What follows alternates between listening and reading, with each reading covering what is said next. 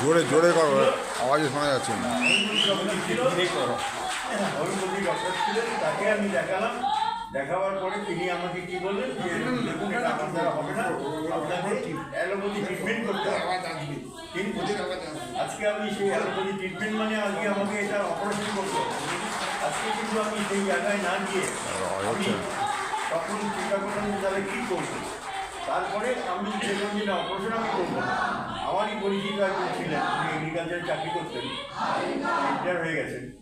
উনি আমাকে বললেন যে আমার হেলথের নানান রকম প্রবলেম ছিল, আমি সেগুলো কিন্তু এখান থেকে সলভ করেছি। তা ঠিক আছে, যদি আপনি চান একবার আসুন, দেখতে পারেন। মানে ঠিক আছে।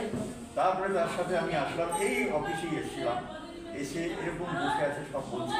কেউ বলছে আজকে আমার হার্টের প্রবলেম ছিল, আজকে আমি সুস্থ হয়ে নিযুক্ত হয়েছি। কেউ বলছে আমার সুগার লেভেল মানে 600 সুগার লেভেল ছিল, আজকে আমি 4 বছর হলো নর্মালি করছি।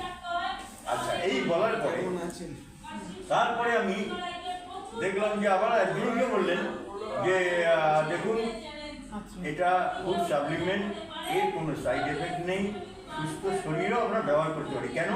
যে আমরা সামনের দিনগুলো যাতে ভালো থাকতে পারি। আজকে সেই জিনিসটা কিন্তু আজকে আমার মাইন্ডে ঢুকে গেছিলো, যে যখন বলছি সাইড এফেক্ট নেই, আমি ইউজ করে দেখি। আজকে কিন্তু সেখানে আমি ইউজ করে আজকে আমি 9 মাসের মাথায় আমার এটা একদম খুব আস্তে আস্তে টানতে টানতে শুরু একদম ক্লিয়ার হয়ে গেছে।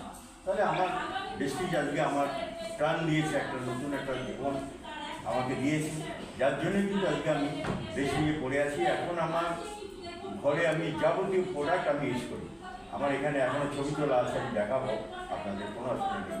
আমি কত প্রোডাক্ট আমি ইউজ করি, ঠিক আছে? প্রত্যেক মাসে আমার 100 পিস তো হবেই হবে। আমি প্রোডাক্ট এবং আমার বাড়িতে সব রকম প্রোডাক্ট আমি যত রকম পাচ্ছি আমি ইউজ করি। Thank you besties, thank you. আর এই ভিডিও যদি আপনার ভালো লাগে তাহলে অনেক অনেক শেয়ার করুন। আর আপনি যদি নতুন হন তাহলে অবশ্যই সাবস্ক্রাইব করে রাখুন। যখনই নতুন ভিডিও আমি আপলোড করব আপনার কাছে সবার আগে পৌঁছে যাবে। Thank you very much, wish you wealth, ভালো থাকবেন।